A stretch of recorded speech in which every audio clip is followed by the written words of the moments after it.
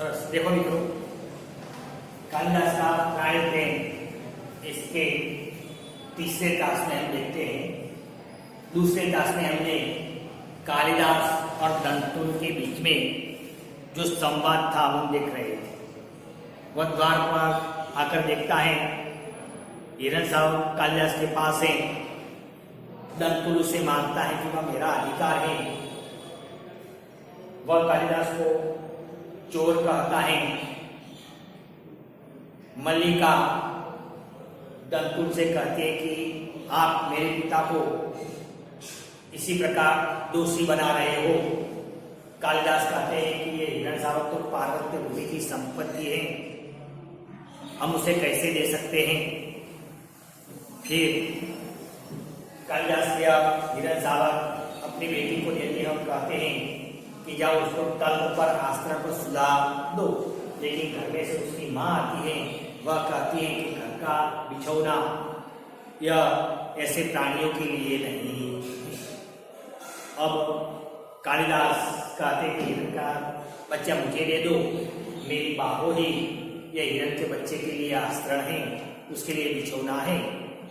और ऐसा करके कालिदास बच्चे को लेकर वैसे निकल जाना चाहते हैं। देखिए आगे क्या होता है। दंतुल और राजपुरुष दंतुल तुम्हें ले जाने देखता रहे। कालिदास दंतुल को देखते देखते हिरण के बच्चे को लेकर अपने घर की ओर जा रहे हैं। तो दंतुल बोलता है, क्या मेरे सामने से तुम इसी प्रकार हिरण के बच्चे को ले जाओगे तो क्या मैं देखता रह जाऊंगा? क्या इसी प्रकार मैं तुम्हें ले जाने दूंगा? कालिदास, यह राजपुरुष की रुचि पर निर्भर करता। रुचि रस, यह तुम्हारी इच्छा।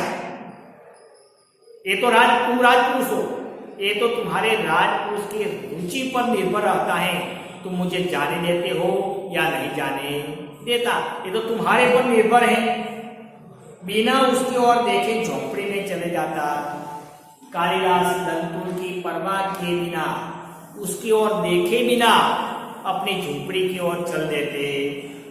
दंतुल, राजपुरुष की रुचि और रुचि क्या होती है?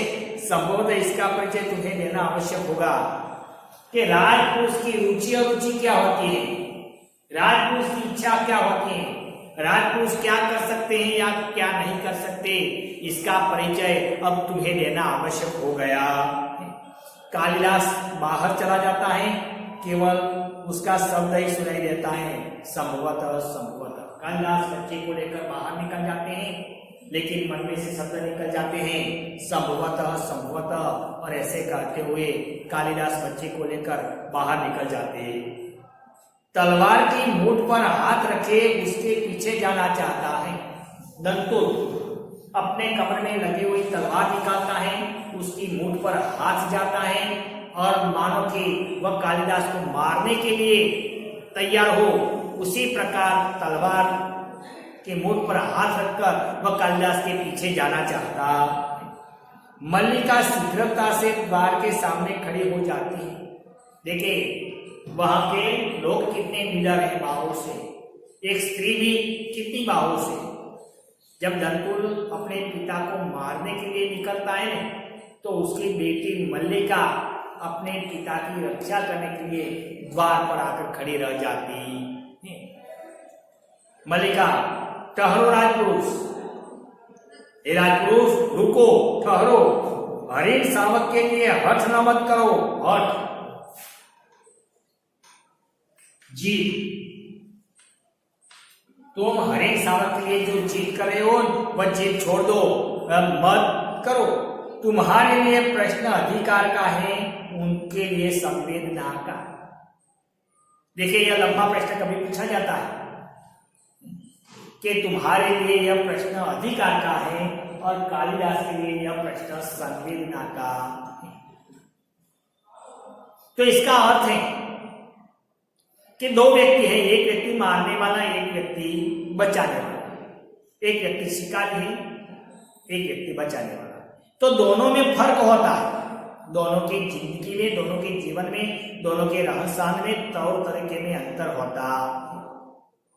जो शिकारी व्यक्ति होता है वह प्राणी का शिकार लेने में थोड़ा भी झिझकता नहीं, वह थोड़ा भी दुख मन में नहीं लाता, वह स्वीकार कर ही देता है। स्वीकार करना वह अपनी बहादुरी समझता है और शिकार खेलने में अपने को मनोरंजन मानता है।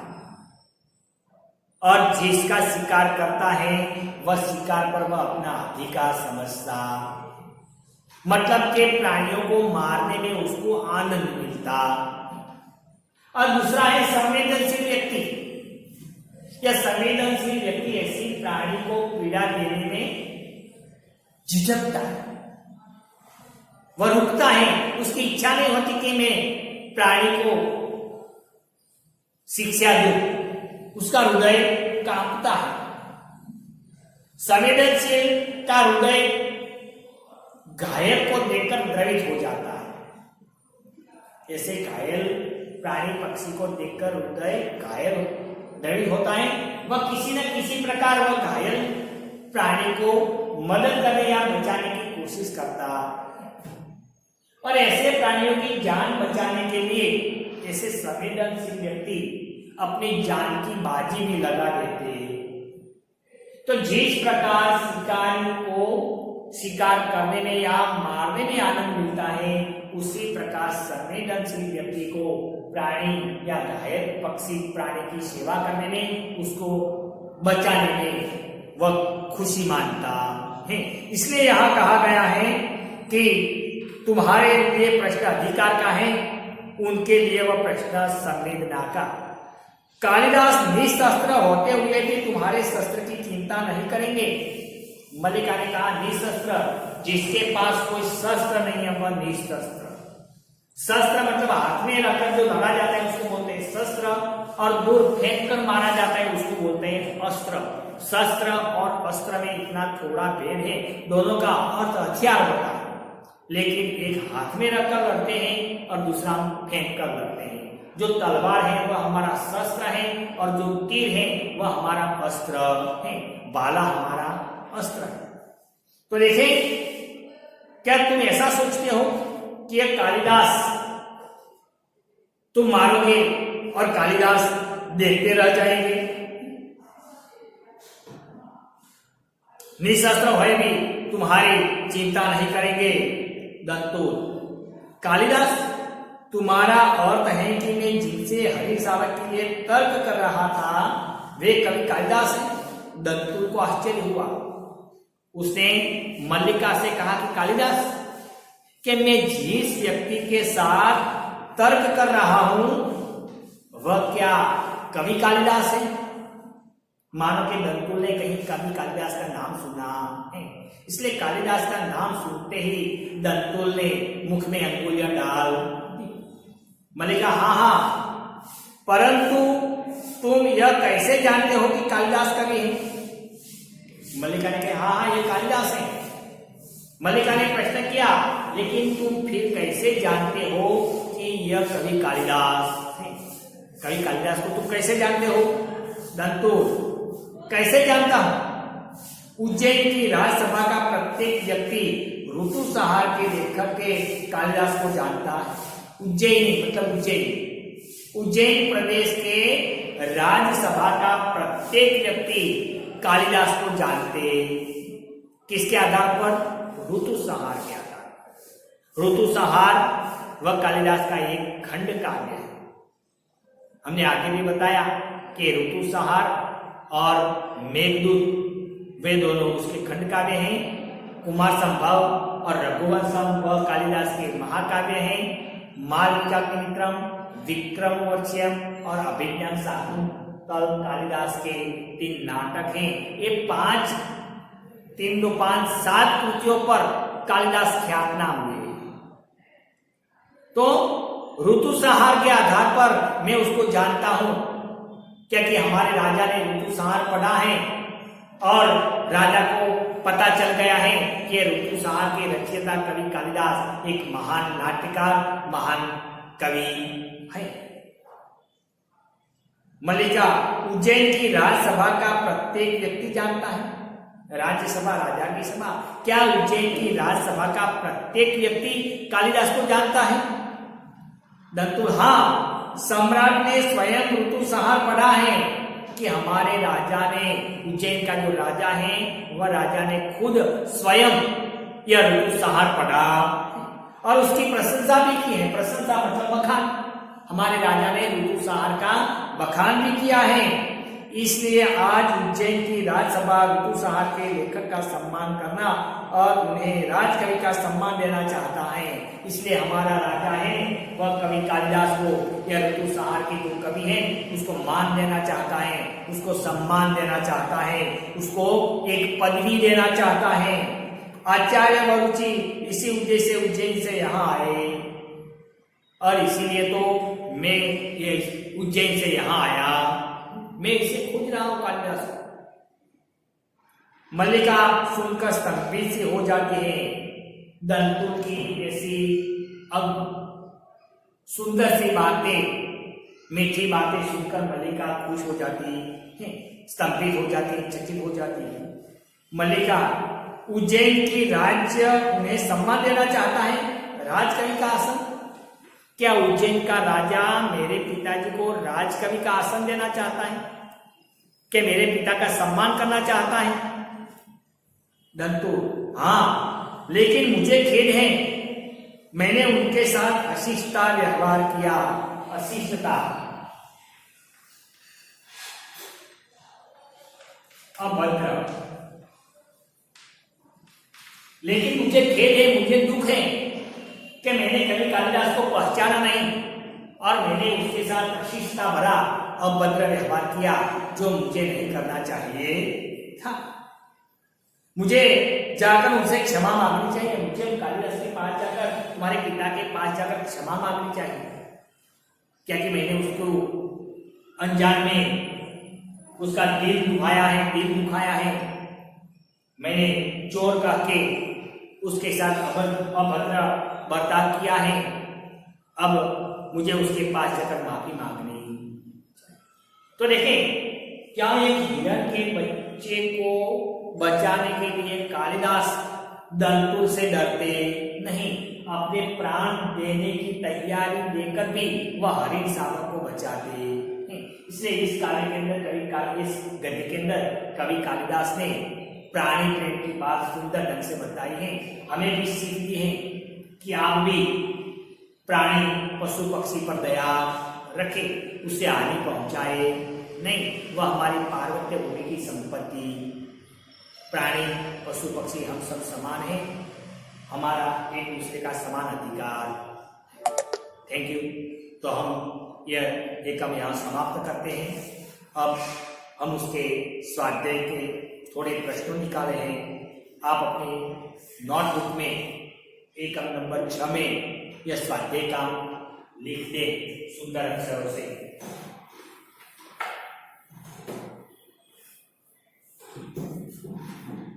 देखिए स्वाध्याय,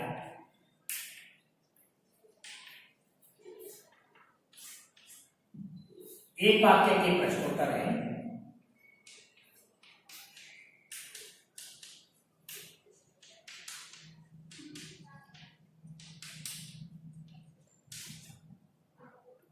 देखिए पहला प्रश्न है, कालिदास ने हरिण को क्या पिलाया? कालिदास ने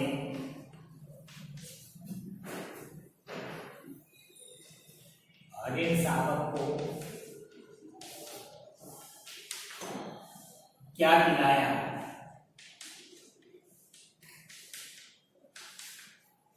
दूसरा प्रश्न है, दंतु ने कालिदास पर कौन सा लांछन लगाया?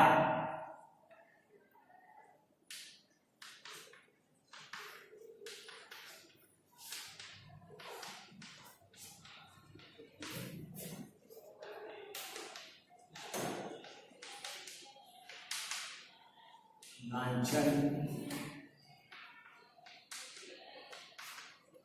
लगाया। तीसरा है, हरिण शावक किसके बाण से घायल हुआ?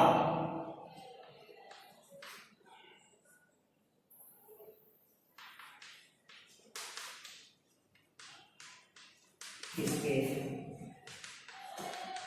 बाण से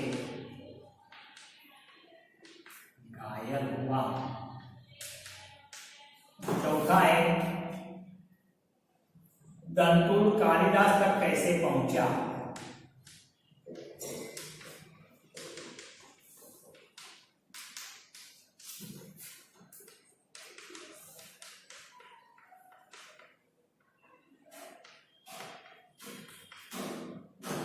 दो वाक्य के प्रश्नोत्तर हैं।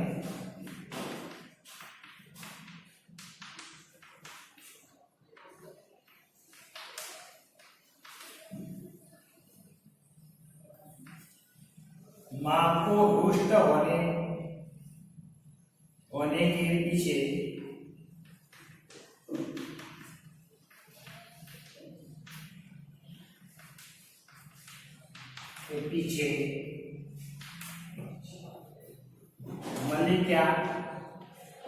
मल्लिका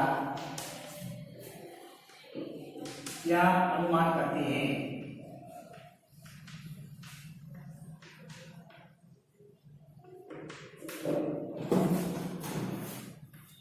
दूसरा है दंतुल कौन था।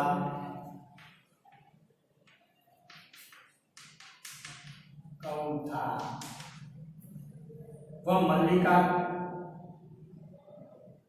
मल्लिका के घर कैसे पहुंचा।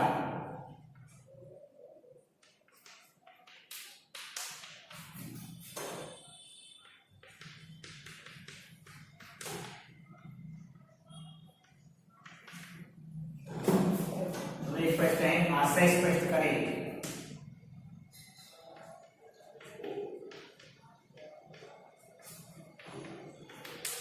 देखें, तुम्हारे लिए प्रश्न अधिकार का है, उनके लिए संवेदना का।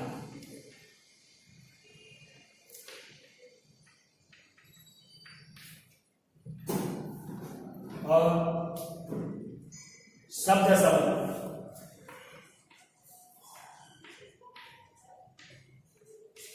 देखिए, व्यंग परिमाण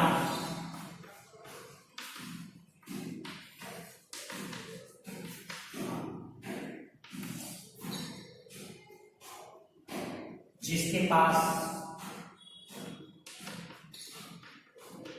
शस्त्र नहीं,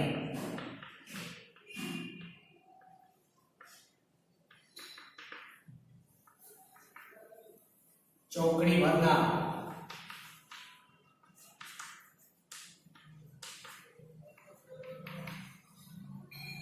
पशु का बच्चा,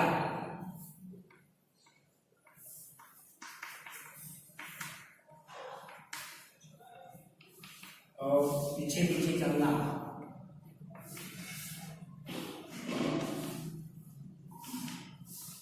देखो एक बार फिर से, एक वाक्य में प्रश्नोत्तर लिखे। कालिदास ने हरिण शावक को क्या पिलाया। दूसरा है दंतु ने कालिदास पर कौन सा लांछन लगाया। तीसरा है हरिण शावक किसके बाणों से घायल हुआ। चौथा है दंतु कालिदास तक कैसे पहुंचा। दो वाक्य में प्रश्नोत्तर है। मां को रुष्ट होने के पीछे मल्लिका क्या अनुमान करती है। दंतुल कौन था, वह मल्लिका के घर कैसे पहुंचा। आशय स्पष्ट कीजिए, मतलब उसको समझाना है कि तुम्हारे लिए प्रश्न अधिकार का है, उनके लिए संवेदना का। और ये सब है वह शब्द समूह के लिए एक शब्द है व्याकरण। व्यंग परिमाण जिसके पास शस्त्र नहीं है वह, चौकड़ी भरना, पशु का बच्चा और पीछे पीछे चलना। तो इतना सारा काम अच्छे अक्षर से अपने नोटबुक में लिख दे। Thank you.